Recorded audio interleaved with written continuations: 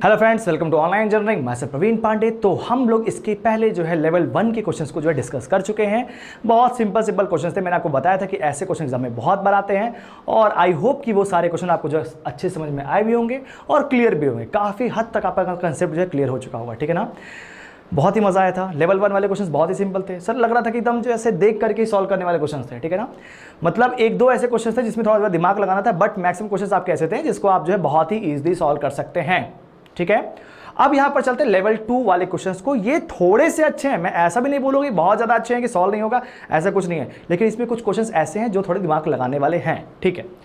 सब ऐसे लेकिन नहीं होंगे, ठीक है। अब देखिएगा यहां पर स्टार्ट करते हैं लेवल 2 में। लेवल 2 में मेरा first question that is question number 60 यहां से स्टार्ट हो रहा है। सीरीज हमारी चल रही क्वेश्चंस की, तो आप इस बात को जो ध्यान दीजिएगा और देखते हैं, अब इसको मजा आएगा, ठीक है।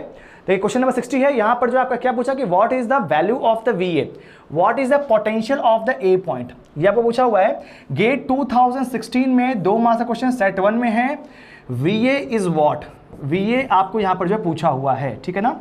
तो VA की वैल्यू मुझको यहां पर जो है निकालनी है कि how can we find out the value of the VA, ठीक है। अब देखिएगा कुछ नहीं लगाना है, करना है जैसे ही आप यहां पर जो है देखेंगे, यहां पर कुछ इस तरह का क्वेश्चन बना हुआ है, सर्किट इस तरह का रहेगा, तो आपके दिमाग में क्या आएगा कि सर मैं यहां पर KCL लगा सकता हूं या फिर नोडल लगा सकता हूं। बेसिकली आपको कुछ नहीं करना है, यहां पर A वाले पॉइंट पे आपको नोडल लगा देना है। अगर आप नोडल लगाएंगे तो आपको यहां पर वैल्यूज मिल जाएंगी। देखते हैं कैसे मिलेंगे, ठीक है। देखिएगा अगर मैं यहां पर नोडल लगाता हूं तो इस वाले नोड में एक ब्रांच ये हुई, एक ब्रांच ये, एक ब्रांच ये, एक ब्रांच ये। There are 4 number of branches at the node A, ठीक है। यहां का पोटेंशियल मैंने जो VA मान रखा है। लेट अस टेक कि मैं यहां पर इसको जो ग्राउंड मान लेता हूं, ठीक है। विदाउट ग्राउंड हम लोग यहां पर जो बात नहीं कर सकते हैं, तो पहले मैंने यहां पर जो है ग्राउंड मान लिया, ठीक है ना। तो ग्राउंड मान ले तो मेरा यहां पर जो रेफरेंस आ गया, तो VA माइनस 0.5, बच्चा लोग सही है ना। VA माइनस 0 डिवाइड बाई 5 लिखूंगा मैं, तो VA माइनस 0 डिवाइड बाई 5, ठीक है, क्लियर है। VA माइनस 0 डिवाइड बाई 5, ये 5 एम्पीयर की करंट आपकी जो अंदर जा रही है, तो इसका मतलब हम लोग -5 लिखेंगे, because as we know that हम लोग नोड को हमेशा हायर पोटेंशियल पे मानते हैं, वहां से करंट आपकी बाहर जाती है तो पॉजिटिव मानते हैं। अगर नोड में करंट आपकी अंदर आ रही है, it means that we will take it as the negative, ठीक है। तो कितना हो जाएगा -5, क्लियर है। इस वाले में कितनी यहां पर करंट होगी, यहां पर आपका जो ये वोल्टेज सोर्स है, डिपेंडेंट सोर्स है, वो भी आपका वोल्टेज सोर्स है, करंट डिपेंडेंट है, ठीक है। तो करंट डिपेंडेंट वोल्टेज सोर्स आप यहां पर देख सकते हैं, whose value is 10 times of I1 and the I1 is what, I1 is the current flowing in this branch. बात क्लियर है, बहुत ही सिंपल है। तो इसका मतलब क्या है, अगर मैं यहां पर जो है मुझको नोडल लिखना हो तो फिर मैं कैसे लिखूंगा, VA माइनस 10 मतलब कितना हो जाएगा, VA प्लस हो जाएगा, क्योंकि आप जो है नेगेटिव में इंसर्ट कर रहे हैं। तो कितना लिखेंगे, ध्यान दीजिएगा, VA minus times of 10 times of I1। बात क्लियर है, ये आपका वोल्टेज हो गया, डिवाइड बाई 5, ये वाली ब्रांच की करंट हो गई। इस वाले ब्रांच की अगर मैं जो करंट निकालूंगा that is equal to I1, क्या होगा, VA माइनस 10, VA कितना आएगा, VA minus 10 divide by 10 is equal to क्या आ गया, 0 आ गया, ठीक है। सिंपल है, कोई दिक्कत नहीं होनी चाहिए, ठीक है। ये आपका प्लस है, ठीक है। अब देखिए, अब मैं यहां पर अगर जो है देखता हूं तो मेरा LCM यहां पर क्या हो जाएगा, 10 हो जाएगा। तो 5 × 2 that is equal to 2 times of VA, ठीक है। यहां पर कितना हो जाएगा 2, यहां पर आपका जो LCM कितना होगा, 10 हो गया, तो 10 × 5 that is equal to 50, minus 50 हो गया, और प्लस 5 × 2, ठीक है। तो 2 टाइम्स ऑफ VA, और ये पॉजिटिव हो जाएगा, plus 10 times of I1 into 2 हो जाएगा, तो प्लस 20 टाइम्स ऑफ ये I1 हो गया, plus VA minus 10 plus VA minus 10 is equal to 0, clear है। मैंने यहां पर जो है LCM को जो है 2 निकाल दिया, यहां LCM को मैंने जो है 10 ले लिया और इसके अकॉर्डिंग मैंने यहां पर जो सॉल्व कर दिया है, किसी को दिक्कत नहीं होनी चाहिए। अब देखिए यहां पर जो VA और VA कितना हो गया, 2 2 4 प्लस 1 5 टाइम्स ऑफ VA, ठीक है, minus 50 minus 10 that is equal to minus 60, तो plus 20 times of I1 will be equal to ये minus 50 minus 10 that is equal to 60, clear है। ये मेरा इक्वेशन नंबर 1 हो गया। How can we find out the two values that is the VA and I1 with only single equation, we can not find out, ठीक है, हम लोग यहाँ बच्चा लोग सॉल्व कर ही नहीं सकते, एक इक्वेशन में 2 अननोन कभी सॉल्व नहीं होता। तो सर यहाँ पर कुछ ना कुछ तो और होना चाहिए तभी तो यहाँ पर सॉल्व होगा। बिल्कुल होगा, देखिएगा यहाँ पर ये जो आपकी करंट आ रही है यहाँ पर देखिएगा, ये I1 जो आपकी है दैट इज इक्वल टू, आप यहाँ पर बोल सकते हैं कि VA माइनस 10 डिवाइड बाई 10, ठीक है, ये आपका I1 है। तो इसको मैं यहाँ पर जो रिप्लेस कर देता हूँ, I1 की वैल्यू को उठा करके यहाँ पर पुट कर दिया मैंने। कितना हो जाएगा 5 टाइम्स ऑफ VA और plus 20 times of I1 is equal to कितना हो गया VA माइनस 10 डिवाइड बाई 10। बच्चा लोग एक बात बताता हूँ, देखिएगा ऐसे क्वेश्चंस को आपको जब मैं बता रहा हूँ सॉल्व करने के लिए, मैं तो आपको जो है सीधे सोल्यूशन बता रहा हूँ कि यहाँ पर जो कैसे आंसर आएगा, बट आपको क्या करना है सबसे पहले जैसे जो है क्वेश्चन स्टार्ट हो रहा है तो आपको वीडियो को पॉज कर देना, ठीक है ना। वीडियो को पॉज करके सबसे पहले आपको खुद से आंसर निकालना, अगर आप खुद से आंसर निकालें तो वो ज़्यादा बेटर है। अगर आप यहाँ पर इसको जो कॉपी कर रहे हैं, जो मैं बता रहा हूँ वही आप कॉपी कर रहे हैं, तो this is not right, this is not the right way to solve the question, ठीक है। सबसे पहले जैसे ही मैं यहाँ पर जो क्वेश्चन को लिख रहा हूँ, आप यहाँ पर जो वीडियो को पॉज करिए और सबसे पहले आप खुद से आंसर निकालिए।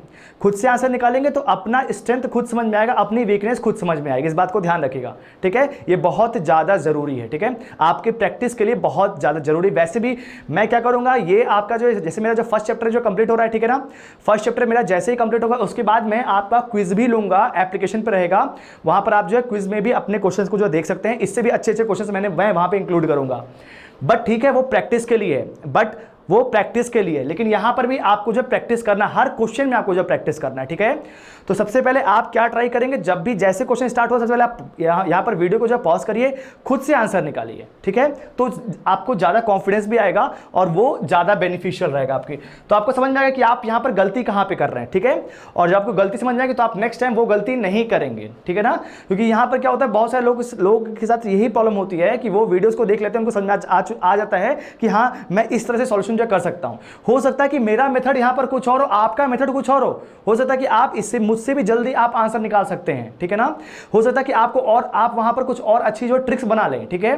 तो वहां पर आपको बस ये चीज ध्यान में रखनी है कि क्वेश्चन जब भी स्टार्ट हो रहा है आपको प्रैक्टिस खुद से करना है। प्रैक्टिस जितना आप कर सकते हैं आपके लिए बेनिफिशियल है, ठीक है ना, इसको ध्यान रखिएगा। तो यहां पर देखिएगा 5 टाइम्स ऑफ VA हो गया plus 20 times of I1 can be replaced with the VA minus 10/10 that is equal to 60, ठीक है। यहां पर मैंने जो पुट कर दिया इसको यहां पर कैंसिल आउट हो गया। कितना हो गया देखिएगा, यहां पर जो है, यहां पर आपको जो कितना आ गया, यहां पर आपके पास कितना आ गया 5 टाइम्स ऑफ VA, कितना हो गया 5 टाइम्स ऑफ VA और plus 2 times of VA minus 20 is equal to 60, ठीक है ना, क्लियर है। 5 VA plus 2 VA minus 20 is equal to 60 आ गया। वैल्यूज को मैं यहाँ पर करता हूँ, तो 7 times of VA is equal to कितना आ गया 60 प्लस 20 इज इक्वल टू 80 आ गया, ठीक है ना। 60 प्लस 20 इज इक्वल टू 80 हो गया। तो what is the value of the VA? VA can be defined as VA is equal to 80 divide by 7 that is equal to 11 point कुछ आएगा आंसर इसका 11.42, ठीक है ना, 11.42 volt is the right answer. तो देखिए क्वेश्चंस यहाँ पर बहुत ही सिंपल आते हैं, आपको बस अपने बेसिक चीज़ों को स्ट्रॉन्ग करना है। मैंने हमेशा बोला है बेसिक में गलती प्लीज़ मत करिएगा। मैंने बेसिक में इतनी सारी चीज़ आपको बता रखी हैं, वो आपके मोर देन सफिशिएंट्स हैं, ठीक है ना। तो बेसिक में आप जितना स्टक करेंगे आपके लिए उतना ही बेटर है। हाई फाई चीज़ों में क्वेश्चंस नहीं होते हैं, इस बात को समझिए। बच्चे लोग बहुत, उन लोग को ये रहता है, अच्छा सोचिए मैं आपको कुछ ऐसा कंसेप्ट बता दूँ जो आपके एग्जाम में आए ही ना, फिर फायदा क्या है, ठीक है। तो आपको यहाँ पर क्या करना है, हमेशा इस बात को ध्यान देना है कि यहाँ पर जो भी आपके क्वेश्चंस हैं, ठीक है ना, जो भी क्वेश्चंस यहाँ पे आपके जो बन रहे हैं एग्जाम ओरिएंटेड होने चाहिए। ऐसा यहाँ पर नहीं होना चाहिए कि मैं आपको क्वेश्चंस बहुत हाई फाई करवा दूँ और वो क्वेश्चन आपके एग्जाम में आए ही ना, क्या फायदा, ठीक। आपको PhD नहीं करनी, आपको सिलेक्शन लेना, ये बात को ध्यान दीजिएगा। हर समय मैं ऐसी बातें नहीं बोलता हूँ, कभी कभी मेरे मन में आता है तो मैं आपको भी बोलूँगा, क्योंकि मैं यहाँ पर बहुत सारे बच्चों को ऐसा देखता हूँ और वो ऐसी गलतियाँ करते हैं, ठीक है। This is the question number 62, ठीक है ना, 62, ठीक है। अब देखिएगा यहाँ पर क्या हो गया है इस क्वेश्चन में, आप ये भी आपका जो गेट में 2016 में क्वेश्चन आया है सेट नंबर 1, इसको ये देखिएगा 1 मार्क्स का क्वेश्चन है, बट फिर भी मैंने इसको जो लेवल 2 में इंक्लूड किया है क्योंकि ये थोड़ा डिफरेंट क्वेश्चन है, ठीक है ना। ये सिर्फ डायरेक्टली जो केवल केसल पे बेस्ड नहीं है, हीटिंग इफेक्ट पे बेस्ड है। देखिएगा in the portion of the circuit shown if the heat generated in the 5 ohm resistor is 10 calories per second, what is the heat generated? 10 calories per second में heat आपकी generate हो रही है, और resistance में जो भी आपका लॉस होता है वो हमेशा हीट के फॉर्म में डिसिपेट होता है। अच्छा एक बात समझिएगा, मैं आपको यही बात यहीं पर बताऊंगा, ध्यान दीजिएगा। रेजिस्टेंस में मैं आपको बोल रहा हूं कि हीट आपका डिसिपेट हो रहा है, हीट लॉस हो रहा है, तो क्या सारे रेजिस्टेंस में हीट में आपका जो लॉस होता है, मतलब क्या है, सारे रेजिस्टेंस में हीट आपका एज ए लॉस ही ट्रीट होता है? सोचिए, ऐसा नहीं है। अगर आप जो है बात करेंगे हीटर्स की या फिर कॉइल्स की, तो उसका रेजिस्टेंस बहुत हाई होता है, और वहां पर रेजिस्टेंस हाई होने से हीटिंग ज़्यादा होती है, और उस हीट को आप यूज़ करते हैं, तो वहां पर वो वेस्टेज नहीं है। बट अगर मैं जो नॉर्मल सर्किट के बारे में बात करता हूं, तो वहां पर रेजिस्टेंस में आपका हीट लॉस होता है, तो वहां पर तो हीट लॉस हो रहा है जो नॉर्मल सर्किट है। बट मैं ये बात कहीं नहीं बोल सकता कि रेजिस्टेंस में हमेशा हीट के फॉर्म में आपका लॉस होता है, कहीं कहीं वो यूटिलाइज भी होता है। In case of the heaters we utilise it, ठीक है ना, इस बात को समझिएगा। तो कहीं मैंने बहुत जगह ये चीज़ पढ़ा था कि रेजिस्टेंस में हमेशा हीट लॉस होता है, दैट इज़ नॉट करेक्ट, ठीक है ना, करेक्ट एक्सप्रेशन नहीं है, क्योंकि इंटरव्यूज़ में ये बहुत बार पूछा भी जाता है कि रेजिस्टेंस की हीटिंग इफेक्ट को आप यूज़ कर सकते हैं क्या? कर सकते हैं, बिल्कुल कर सकते हैं। किस में करते हैं? हीटर्स में करते हैं। क्लियर रहेगा, ध्यान समझिएगा। तो यहां पर क्या बोला है, in the portion of the circuit shown if the heat generated in the 5 ohm resistor is 10 calories per second. मतलब क्या, हीट यहां पर दिया हुआ है आपका, यहां पर हीट कितना है, 10 कैलोरीज पर सेकेंड यहां पर है, ठीक है ना। अब इसके बाद क्या बोल रहा है कि यहां पर then heat generated by the 4 ohm resistors 4 ohm resistance in calories per second. आपका यहां पर हीट जनरेटेड गिवन है और यहां पर पूछा हुआ है, ठीक है। देखते हैं, रेजिस्टेंस में जो भी आपका हीट होगा वो आपका आई स्क्वायर इंटू आर के फॉर्म में लॉस हो रहा होगा, ठीक है, क्योंकि ये आपका नॉर्मल सर्किट है, तो यहां पर लॉस ही हो रहा होगा, ठीक है ना। हीटर्स यहां पर जो गिवन नहीं है, हीटर्स होता तो मैं इसको बोलता कि वहां पर यूज हो रहा है। अब इसका मतलब क्या है कि यहां पर heat generated in the 5 ohm resistor is the 10 calories, मतलब क्या है, ध्यान दीजिएगा। अच्छा एक बात समझिएगा, यहां पर अगर मैं यहां पर वोल्टेज को V मान लूं, लेट अस टेक कि मैंने यहां पर वोल्टेज को V मान लिया, ठीक है, बात क्लियर है। तो यहां पर आपकी जो है दो ब्रांचेस में करंट आपकी जो है डिवाइड हो रही है, ठीक है, दो ब्रांचेस में आपकी करंट जो है डिवाइड हो रही है, ठीक है। ये आपका मान लीजिए I1 हो गया और ये आपका मान लीजिए I2 हो गया, ठीक है, ध्यान दीजिएगा। तो यहां पर जो आपका रेजिस्टेंस है ये आपका 5 है, और इसको अगर मैंने I1 मान लिया है और इसको मैंने I2 मान लिया है, तो इसका मतलब देखिएगा 4 + 6 = 10 times of I1 is equal to कितना आ गया, 5 times of I2, because the voltage here and here will always be equal as they are connected in parallel. Therefore, the voltage will here and here will always be equal। इसका मतलब क्या हो गया, यहां पर 10 times of I1 is equal to 5 times of I2 हो गया है। बात क्लियर है। इसका मतलब क्या है, I1 इज इक्वल टू आप जो है बोल सकते हैं कि 1/2 टाइम्स ऑफ I2, और we can say I2 is equal to 2 times of I1, ठीक है। I2 का मतलब क्या है, जो यहां पर करंट फ्लो हो रही है वो आपकी जो 2 टाइम्स ऑफ I1 फ्लो हो रही है, ठीक है। इसको मैं यहां पर इस तरह से कर सकता हूं। तो देखिएगा अभी यहां पर इसको मैंने लिख दिया, अब यहां पर मैं जो है I2 की जगह 2 टाइम्स ऑफ I1 लिख दिया। कोई दिक्कत किसी को बिल्कुल नहीं आनी चाहिए। मैंने सिर्फ जो है V = IR वाला फॉर्मूला यूज किया और कुछ भी नहीं किया, ठीक है। तो यहां पर 2 टाइम्स ऑफ I1 आपकी इस ब्रांच में करंट फ्लो हो रही है और इस वाली ब्रांच में आपकी जो I1 करंट फ्लो हो रही है, ठीक है। हीट में यहां पर लॉस हो रहा है रेजिस्टेंस में, या फिर जो पावर आपकी जो डिसिपेट हो रही है in case of the resistance, that is equal to 10, ठीक है। 10 यहां पर जो 10 कैलोरीज में हो रहा है, तो I स्क्वायर इंटू आर के फॉर्म में डिसिपेट होता है, तो करंट यहां पर कितनी है, 2I1 है, तो 2I1 कितना हो जाएगा, 2I1 का whole square into r is equal to कितना हो गया, 5 इज इक्वल टू कितना आ गया, यहां पर 10 आ गया। What is the asked in the question? In the question it is asked that what is the heat generated by the 4 ohm resistor, ठीक है। अच्छा, heat generated by the 4 ohm resistor will always be equal to I1 square into R and the R is 4 ohm। तो इसका मतलब क्या है, अगर ये हीट पूछा है तो हीट आपका यहां पर जो है 4 ओम के क्रॉस कितना हो जाएगा, that is equal to I1 का स्क्वायर इंटू 4। कैसे भी करके अगर मुझको जो I1 की वैल्यू मिल जाए तो मैं यहां पर डायरेक्टली जो हीट निकाल सकता हूं कि what is the heat dissipated bye the 4 ohm resistance, ठीक है, बात क्लियर है। अब देखिएगा ऐसे हुआ, ठीक है। अब देखिएगा इसके बाद देखिएगा, तो यहां पर 2I1 का square into 5 is equal to 10 आ गया। तो यहां से इस बात को मैं निकाल सकता हूं, that is equal to 2 times of I1 का square will be equal to 2। Clear है। तो यहां पर कितना आ गया, ध्यान दीजिएगा, यहां पर 2I1 का स्क्वायर मतलब यहां पर क्या हो गया, 4 हो गया, इज इक्वल टू 2 आ गया। तो I1 का स्क्वायर आपको जो कितना मिल गया, 1/2 मिल गया। I1 square is equal to 1/2, 2/4 is equal to 1/2। मैं यहां पर डायरेक्टली I1 के स्क्वायर की वैल्यू को यहां पर लाकर के पुट कर दूंगा, सिंपल सी बात है। ठीक है फ्रेंड्स, तो यहाँ पर हम लोग ने जो है I1 स्क्वायर की वैल्यू को यहाँ पर जो पुट कर दिया दैट इज इक्वल टू 1/2। तो जैसे मैं यहाँ पर जो 1/2 पुट करूँगा तो 1/2 into 4 that is equal to 2। तो यहाँ पर आपको जो कितना मिल जाएगा 2 कैलोरीज पर सेकेंड आपको यहाँ पर जो मिल जाएगा। ठीक है ना, बहुत ही सिंपल क्वेश्चन था, मजा आया होगा। तो देखिए ऐसे क्वेश्चंस को देख करके लगता है कि बहुत टफ होगा, but actually they are not tough. ठीक है ना, इस बात को ध्यान रखिएगा। यहाँ पर थोड़ी चीजें जो अलग भी पूछी जाती हैं, ऐसा नहीं होता कि हमेशा आपको जो केवल कैसे पे डायरेक्ट क्वेश्चन आए, कभी कभी थोड़ा बहुत वेरिएशन भी होगा, तो वो भी अच्छी बात है आपके लिए। ठीक है ना, तो इसीलिए मैं यहाँ पर जो है सारे के सारे क्वेश्चन जो है डिस्कस कर रहा हूँ, एक भी क्वेश्चन मैं यहाँ पर जो छोड़ नहीं रहा हूँ। इस बात को प्लीज बहुत अच्छे से ध्यान रख दीजिएगा। और क्वेश्चन को जो जैसे मैंने आपको बताया कि आपको कैसे सॉल्व करना है, पॉज करना है, खुद से सॉल्व करना है, उसके बाद ही आंसर आपको जो देखना है। ठीक है, सोल्यूशन देखना है, इस बात को प्लीज ध्यान रखें। ठीक है वैसे, तो अब हम लोग देखते हैं, ये आपका क्वेश्चन नंबर 63 है, इसमें हम लोग जो सॉल्व करते हैं, ये आपका one of the best question मैं बोल सकता हूं।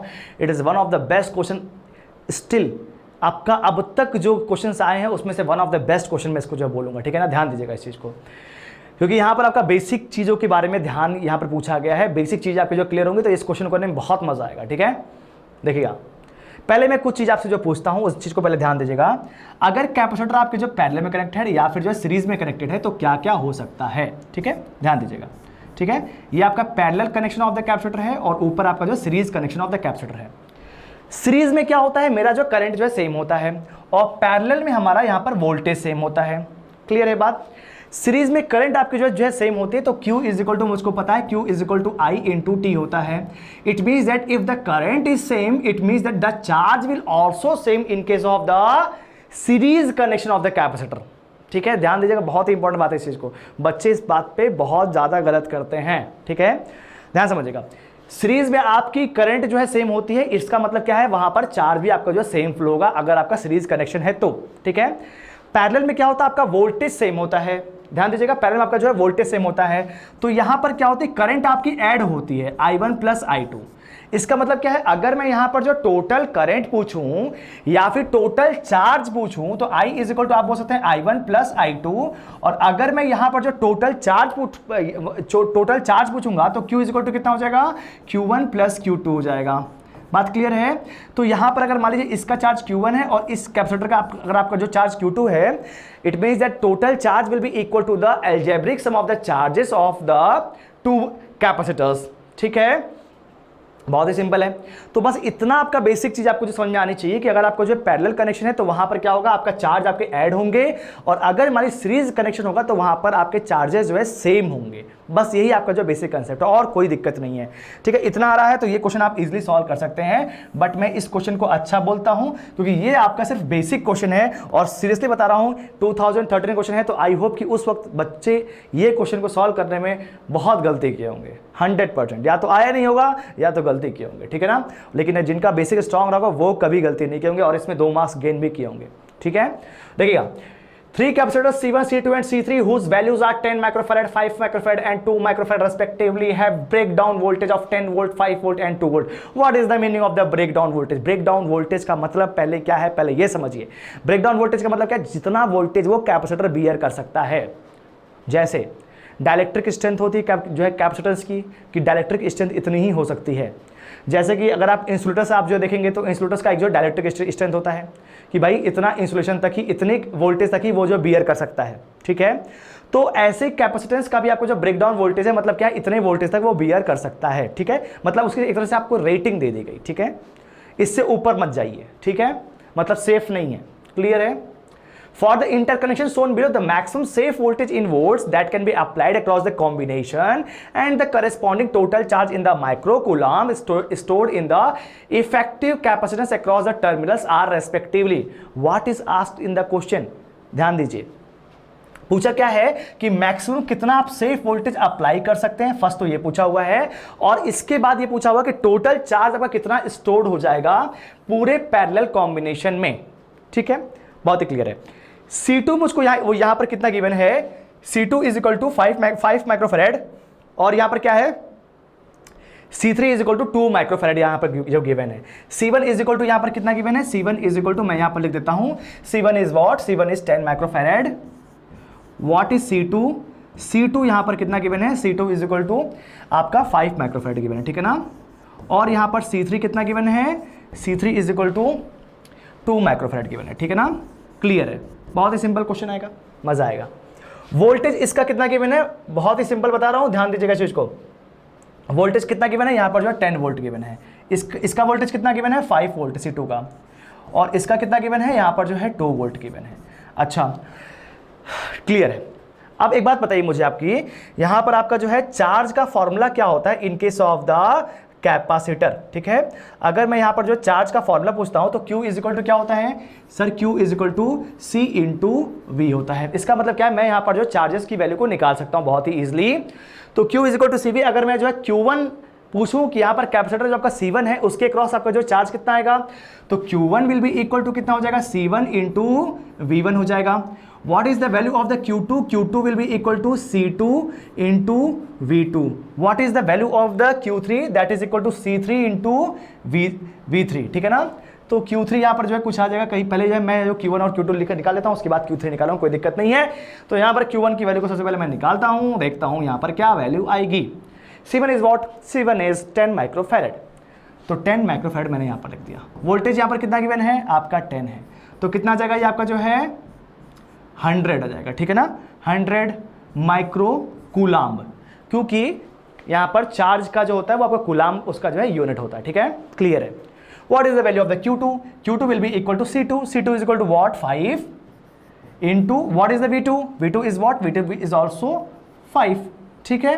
कितना आ जाएगा ये आपका जो है 25 माइक्रो कूलाम्ब, क्लियर है। What is Q3? Q3 is will be equal to C3 into V3, C into V, clear है। कितना आ गया, 2 2 जा 4 माइक्रो कूलाम्ब, ठीक है, बहुत ही क्लियर है। अभी तक इस कहीं पर भी कोई जो है दिक्कत नहीं आ रही, ठीक है। मैं यहाँ पर सारों को जो है एक साथ लिख देता हूँ, सारी वैल्यूज़ को एक साथ यहाँ पर जो है प्लेस कर देता हूँ। What is the value of the Q1? Q1 is equal to आपको जो मिल गया 100 micro coulomb. What is the value of the Q2? That is equal to 25 micro coulomb. और यहाँ पर क्या है, what is the value of the Q3? That is equal to 4 micro coulomb, ठीक है। यहाँ तक किसी कोई प्रॉब्लम नहीं आनी चाहिए, बहुत ही सिंपल मैंने बता रहा हूँ, इस बात को बहुत ध्यान से समझिएगा, ठीक है। तो ये आपका क्लियर हो गया, चार्ज आपको जो है मिल गया। अब मैंने यहाँ पर आपको जो कुछ बेसिक बातें बताई थी स्टार्टिंग में, क्या बोला था कि सीरीज में आपका जो चार्ज जो है सेम आएगा। इसका मतलब क्या है, यहाँ पर सीरीज में आपका जो कौन कौन सा कनेक्टेड है, तो यहाँ पर C2 and C3 are connected in series. तो इसका मतलब क्या होगा, C2 और C3 में आपका जो है सेम चार्ज फ्लो करेगा। Q2 और Q3 are the charges of C2 and C3। अब आप मुझको ये बताइए कि यहां पर कितना चार्ज फ्लो कर सकता है, 4, या तो 4 माइक्रो कूलाम्ब होगा या तो 25 माइक्रो कूलाम्ब होगा।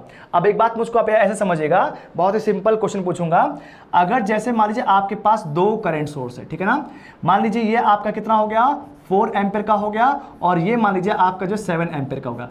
ये आपका सर्किट क्या है, रॉन्ग है, ठीक है। ये सर्किट आपका जो रॉन्ग है, 2 करंट सोर्स को मैं जो यहां पर सीरीज में कनेक्ट नहीं कर सकता, सेम करंट आपकी जो फ्लो होती है वैसे, ठीक है। अच्छा, अगर मान लीजिए यहां पर आपके पास एक, मान लीजिए यहां पर करंट सोर्स आपके पास मान लीजिए प्रेजेंट भी होता, और वही करंट अगर जो फ्लो कराने की कोशिश करता है, लेट अस टेक, मैंने एक कंडीशन लिया है, ये पॉसिबल नहीं है। अगर सेम यहां पर 7 एम्पियर की करंट इस वाले से फ्लो होती तो ये क्या हो जाएगा, बर्न आउट हो जाएगा, जल जाएगा। मैंने सिर्फ कंडीशन लिया, ठीक है ना।